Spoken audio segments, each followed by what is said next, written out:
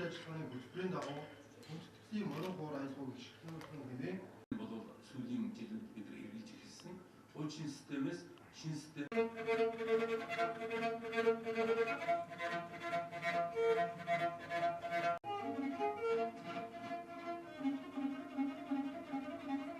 нэг тогтолцоонд бол гарах хэмжээг бол ингээд үе шатаа зохион байгуулж байна.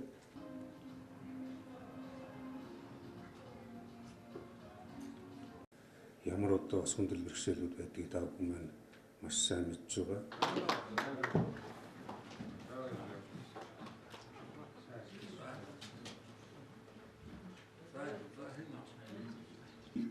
Ерөөсөө ийм тэгээ удирдлага хууль эрх зүйн орчны боловсрол Монгол улс газрын нэгдсэн сантай болж байгаа. Шинэ систем нэвтрүүлж байгаа. Өндөр тусгын нэгдсэн системд нийслэлийн одоо энэ газрын албаны байгууллагын үйл ажиллагааг нэвтрүү одоо холбож тэгээд нэгдсэн системд холбогдсноор нөгөө иргэдийн одоо хооронд гардаг гомдол санал, газрын давхцал нэгдүгээрт одоо байхгүй болно. Хоёрт одоо бүх газрын мэдээлэл, кадастрын зурагтайгаа одоо бүгд ингээд ямар нэгэн байдлаар одоо буруу зүрх ойлголт гарахгүйгээр хин нэгнийхээ газрыг давхтуулж олохгүйгээр авахгүйгээр байхын боломж нь бүртгэс гадна газрын одоо бусад үйлчилгээг нэгдсэн мэдээллийн санхаараа дамжуулаад төрийн бусад үйлчилгээнүүдтэй холбоод тэгээд иргэдээс хэрэгтэй хэрэггүй одоо янз янзын бичиг баримт шаарддаг байдал тийм байдаг бол тэр хөнгөвчлөгдөнө.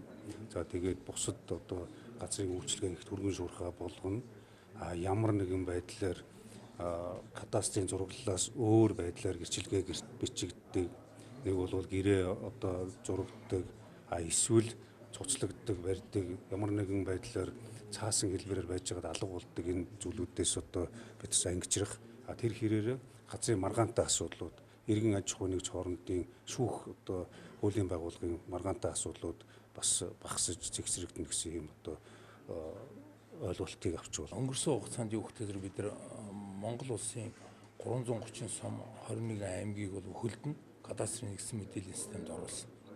Кадастрын нэгдсэн мэдээллийн системд оруулна гэдэг маань чухам юу юм бэ гэхтэй зэрэг өөрөөр хэлбэл айлын хашаа байшин дэлхийн айл одоо координат төр тийм ээ өөрөөр айл өргөрөг уртрагийн хаана байна вэ гэдгийг бүртгээд тэр бүртгэсэн зүйлээ тоон мэдээллийн системд оруулаад тэр хэнийх гэдэг айлын хэдэн га газрын хэдэн онд эзэмссэн энд эзэмшиж байгаа мó ашиглаж байгаа мó өмчилж байгаа мó гэдгээр нь бүртгээд тэгээд ингээ бүртгэж аваад нэгдсэн мэдээллийн системд оруулж байгаа. Энийг хийхдээ яасан гэхтэй зэрэг эхлээд нэг харьцах мянганы масштабтай зураг гэж зургийг бид нар агаараас зураг авах аргаар нийслэл Улаанбаатар тулан 21 аймаг мөн 330 сум бус суурин газруудыг бүгдийг хамруулсан зураглал хийгээд тэр зураглал байр зураглал дээр газар дээр нь хэмжилт хийгээд тэрэн дээр үндэслэсэн кадастрын мэдээллийн систем ингээ үүсгээд тэр үүсгэсэн мэдээллийн систем ингээ бүртгээ цахим хэлбэрт оруулж байгаа. Одоо манай энэ ланд менежер програмаар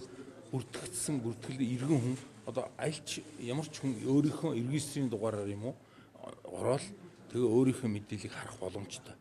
Тэрс гар утсан дээрээс шууд харна.